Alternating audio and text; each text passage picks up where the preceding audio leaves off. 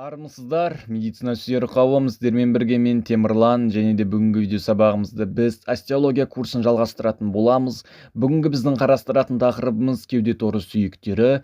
Егер сабағымыз қызық болса, лайк басып, комментарий жазуды ұмытып кетпейік. Ал ендеше біз сабақтарымызды бастайық.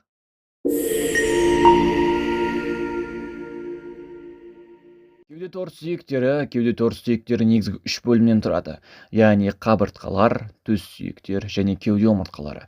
Сіздердің экрандарыңызда көрініп тұрғандай бізде бір саныменен кеуде омыртқалары берілген, ал екі санымен бізде қабыртқалар берілген, ал үш санымен бізде төс сүйегі берілген. Осындай үш бөлім өзара байланысып бізде кеуде торын құрайтын болады.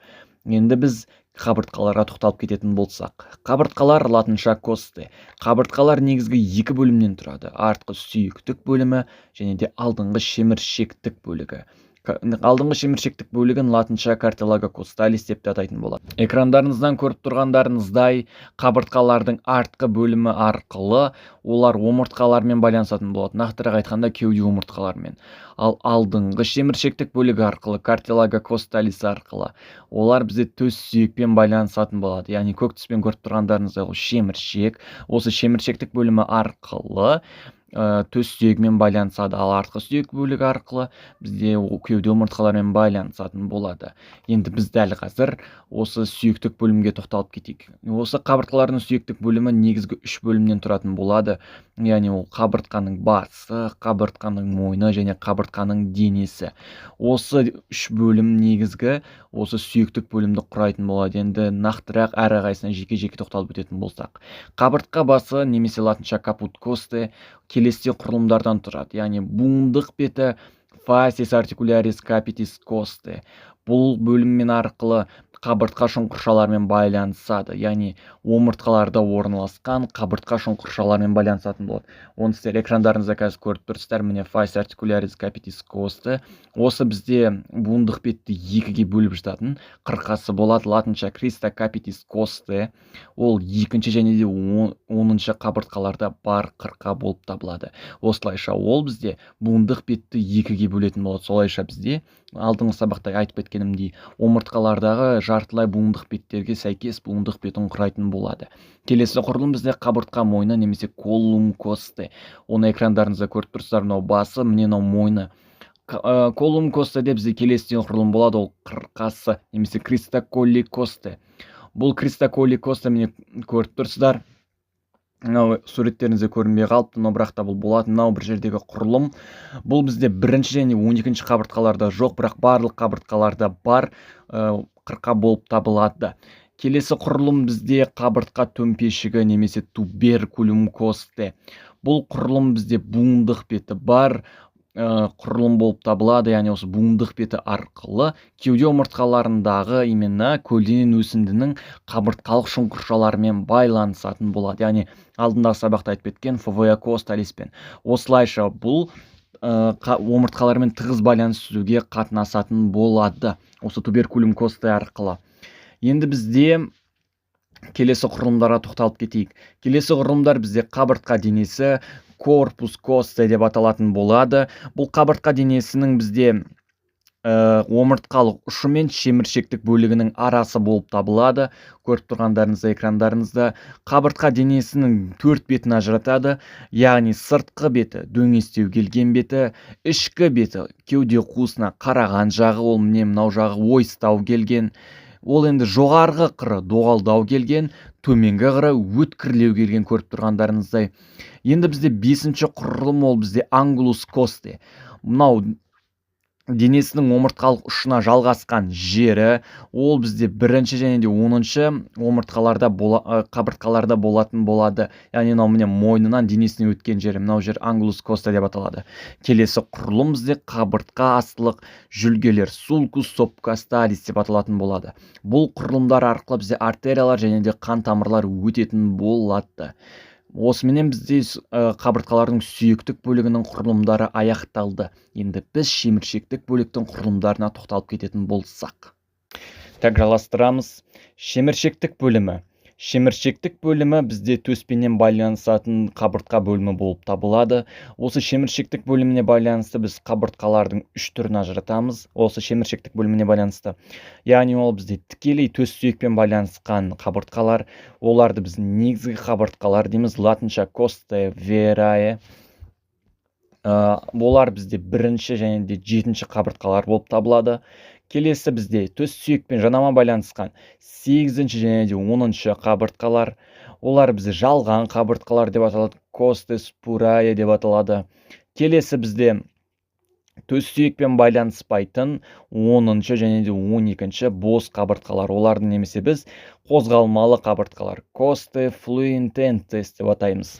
Осылайша бізде шеміршектік бөліміне байланысты қабыртқалардың үш бөлімін ажыратады екенбіз. Осы 11 мен 12-ші қабыртқалардың бос болу себебі ол анатомиялық ерекшеліктеріне байланысты адамдардың осылай жетілгені екен. Осыған байланысты 11 мен 12-ші қабыртқалар омыртқалармен де нашарлау байланысқан екен. Енді ары қарай жалғастырайық. Енді біз құрылысы бойынша өте бір ерекше келген бірінші және де екінші қабыртқаларға тоқталып кетейік. Омыртқалардағыдай. Ал кеттік. Экрандарыңызда көріп тұрғандарыңыздай 1 менен 7-ші қабыртқалар арасында төс сүйекпен тікелей байланысқан қабыртқалар болып табылады. Ал 8 менен 10-ші қабыртқалар арасында төс сүйекпен жанама байланысқан қабыртқалар болып табылады. Яғни тікелей байланыспаған, осылай бір-біріне байланысып, төс сүйекпен байланысқан қабыртқалар болып табылады. Және де 11 менен 12 бос жатқан қабыртқалар болып табылады. Осыны ұмытпайық. Енді әрі қарай жалғастырайық. Бірінші қабыртқа costae prima келесідей құрылымдардан тұрады. Яғни costae prima бірінші қабыртқаның бізде екі беті, екі қыры болады. Яғни ол жоғары беті бұдырлау келген беті, төменгі беті тегістеу келген болып табылады. Ал оның сыртқы қыры дөңестеу келген, ал ішкі қыры ойыстау келген. Бағана қабыртқалардың ерекшелігін көріп тұрсыздар ма? Яғни бағана қабыртқалар бізде тігіне жататын болса, мынау бізде жазықтығынан жатыр, көріп тұрсыздар. Сондықтан оның бағана қарапайым қабыртқаларға қарағанда беттері сәл-пәл ығысқан болып келеді. Енді бізде келесі құрылым, оның буындық беті толық, басында қырқасы жоқ болып табылады. Міне капут costae, ол жерде ешқандай қырқаны көріп тұрған жоқпыз. Міне бағана айтып кеткен туберкулум costae, мынау суретте көрінген екен. Енді әрі қарай жалғастырайық. Келесі бізде өте бір маңызды құрылымы, ол алдыңғы сатылы бұлшықеттің төмпешігі. Латынша оны tuberculum musculis scalenus anterior деп атаймыз. Бұл құрылым бізде өте маңызды болып табылады, себебі осы төмпешікке бізде алдыңғы сатылы бұлшықеттің сіңірі келіп бекінетін болады. Сіздер қазір оны экрандарыңызда alt санмен көріп тұрсыздар. Мінекей tuberculum musculis scalenus anterior. Осы төмпешіктің бізде алдында және де артында келесідей құрылымдар жататын болады. Яғни оның алдында бізде бұғана-астылық вена жүлгесі sulcus vena subclavia, ал артында бұғана-астылық артерия жүлгесі sulcus arteria subclavia. Мынау слайдта кішкене қате кетіп қалыпты. Міне көріп тұрсыздар, оның алдында венаныкі жатыр, артында артерияныкі жатыр. Яғни осы нелер арқылы, жүлгелер арқылы бізде артерия веналар өтетін болады. Енді біз екінші қабыртқаның құрылымына тоқталып кетейік. Екінші қабыртқа costae secunda. Оның бізде сыртқы беті және де ішкі бетін болатын болады. Сыртқы беті бұдырлау келген, ал ішкі беті ойыстау келген.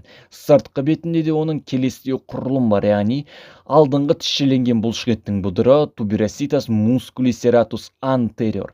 Бұл бұдырға бізде бағанағы алдыңғы бұлшықет сияқты сіңірі келіп бекінетін болады, осы бұдырға келіп. Жақсы, осыменен бізде, былайша қарайтын болсақ, бұл қабыртқанда қатты бір ерекшеліктері жоқ осы бұдырдан басқа. Енді біз төс сүйегінің құрылымына тоқталып кететін болсақ. Төс сүйегі латынша бізде sternum деп аталады. Төс сүйегі негізгі үш бөлімнен тұрады. Тұтқасы, денесі және де семсерлік өсіндісі. Латынша атауларын экрандарыңызда көріп тұрсыздар. Яғни манибриум, яғни тұтқасы, денесі корпус және семсерлік өсіндісі процессус ксифайдеус деп аталатын болады. Именно ксифайдеус.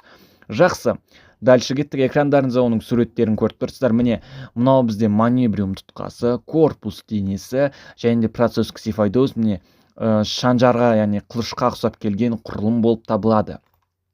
Жақсы, әрқайсысына жеке-жеке тоқталып кететін болсақ, манебриум тұтқасы келесідей құрылымдардан тұрады. Яғни оның бізде мойындырықтылығы инцизура югулярис болады, жоғарғы бөлігінде орналасқан, және де бізде бұғаналық тілігі болады. Яғни мынау мойындырық тілігі және де бұғаналық тілігі инцизура клавикулярис. Мынау бұғаналық тілігіне бізде бұғана келіп бекінетін болады. Мынау мойындырық тілікті сіздер денелеріңізден ұстап көрулеріңізге болады. Мынандай бір ойықтау келген мойындарыңызда бір не болып табылады, жүлге сияқты бір құрылым болып табылады. Яғни ол бізде мойындырық тілік екен, қолмен ұстап білінетін. Келесі құрылым бізде бірінші қабыртқалық тілік, яғни инцизура косталис. Осы бірінші қабыртқалық тілікке келіп бізде бірінші қабыртқаның шеміршектік бөлігі бекінетін болады. Ал екінші қабыртқалық тілік ол бізде тұтқа мен денесінің арасында орналасқан тілік болып табылады. Бұл жерге келіп сәйкесінше екінші қабыртқа келіп бекінетін болады. Келесі құрылым бізде осы төстің денесі корпус, ол да бізде келесідей құрылымдардан тұрады. Яғни төс сүйек бұрышы ангулус стерни, тұтқасы мен денесінің жалғанған жерінде міне көріп тұрсыздар ангулус стерниді. Енді бізде келесі құрылым екінші және де жетінші қабыртқалық тіліктері міне көріп тұрсыздар. Екінші және де жетінші қабыртқалық. Екінші тілік әрине ол бізде тұтқасы мен денесінің арасында орналасқан, қалған тіліктер осы денесінің өзінде орналасқан міне 3, 4, 5. Ал енді 7, міне 6, міне 7.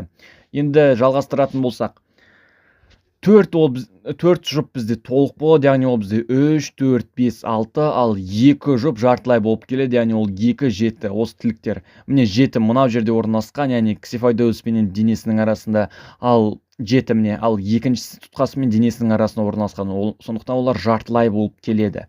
Енді әрі қарай жалғастыратын болсақ, процессус ксифайдеус ол бізде жетінші қабыртқалық тілік қана болады ол құрылымда, яғни ол тоже бізде жартылай болып табылады, яғни денесі менен осы несін бөліп арасында орналасқан тілік болып табылады. Шанжар тәрізді өсіндісінің арасында. Шанжар немесе қылыш тәрізді деп атай береміз. Жақсы, осымен бізде төс сүйек осы қабыртқалардың құрылымы және де төстің құрылымы аяқталды. Осылайша біз кеуде торыс сүйектеріне жалпы былай шолу жасап кеттік. Өйткені біз алдыңғы сабақта кеуде омыртқаларын уже қарастырып өткен болатынбыз. Егер видеомыз ұнаса, лайк басып, комментарийді жазуды ұмытпайық. Болашақ хирург. Арнаға тіркелуді ұмытпайық. Біздің каналымыздың ұраны жүрекпен емде, ақылмен кес. Сіздермен болған мен Темірлан. Егер сабағымыз ұнаса, комментарий жазып, лайк басуды ұмытпайық. Что-то көп сұрақ көттім, бүгіндікке ештен кетпейді. Сау болыңыздар. Сіздермен болған мен Темірлан. Екінші рет айтып жатырмын, сау болыңыздар.